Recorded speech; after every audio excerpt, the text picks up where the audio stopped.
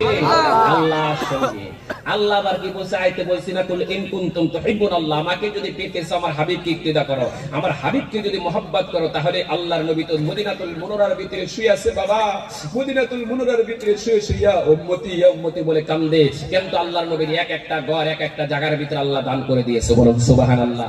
আপনাদের ভাগ্য ভালো বাবাজি, আপনাদের অঞ্চলের ভিতরে আল্লাহ যখন একটা হাফিজিয়া মাদ্রাসা উঠেছে, কারণ হলো বাবাজি আপনারা হাজার হাজার মানুষ যখন জানাজার ভিতরে দাখিল হয়ে যাব, আপনার জানাজার মধ্যে কোটি কোটি মানুষ জানাজার মধ্যে দাখিল হয়ে যাব, কেউ কিন্তু বলবে, কেউ কিন্তু বলতে পারবেন না যে জান্নাতি বান্দা আছে।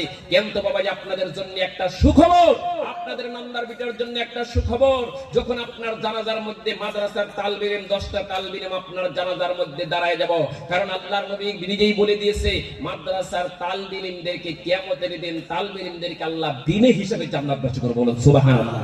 আজকে আপনার জানাজার মধ্যে যখন মাদ্রাসার তালবে ইলম দাঁড়াইছে, আপনার মতন ভাগ্যবতী কেউ নাই। আপনাদের নামদার পাড়া অঞ্চলের ভিতরে এত ভাগ্যবান আপনারা হয়েছে যে আপনার জানাজা লাশ মরতো ইনশাআল্লাহ মাদ্রাসার তালবে ইলম আমার জানাজার মধ্যে দাখিল হবো না নাই বাবা? ইনশাআল্লাহ। আল্লাহর কাছে নিয়ত করেন ইনশাআল্লাহ, কোন সময় কোন মউত হবে জানি না বাবা। মানুষ হাঁস মুরগির মতন বিদায় হইতেছে বাবা, মউতের কথা স্মরণ করে কবর আমাদেরকে ডাকতেছে, কবরে যাওয়ার আগে ইনশাআল্লাহ আমরা পরিষ্কার হয়ে যাই বাবা। এইবার মুসলমান শুনুন, আল্লাহ তাআলা বলে দিয়েছেন সারা পৃথিবীর ভিতরে আল্লাহ তাআলা যখন কিয়ামতের দিন দুনিয়া ধ্বংস করে দিবে, সারা পৃথিবীখান আল্লাহ ধ্বংস করে দিবেন, কিন্তু সারা পৃথিবীর ভিতরে পানি পরিণত হয়ে যাবে।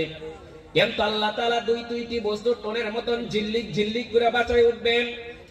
এক নম্বর হলো এই নামদার পাড়া অঞ্চলের ভিতরে গাঁয়ে গাঁয়ে এক একটা আল্লাহর ঘর মসজিদ রয়েছে না নাই বাবাজি? 2 নম্বর হলো নবীর ঘর মাদ্রাসা রয়েছে, কিন্তু মাদ্রাসা ধ্বংস হবে না। আল্লাহ তাআলা বলে দিবেন সারা পৃথিবীকা আমি উহুদ পাহাড় পর্যন্ত আমি আল্লাহ ধ্বংস করে দিয়েছি, তোমরা কেন ধ্বংস হইছো না একটু জবাব দাও। এইবার বলবো আল্লাহ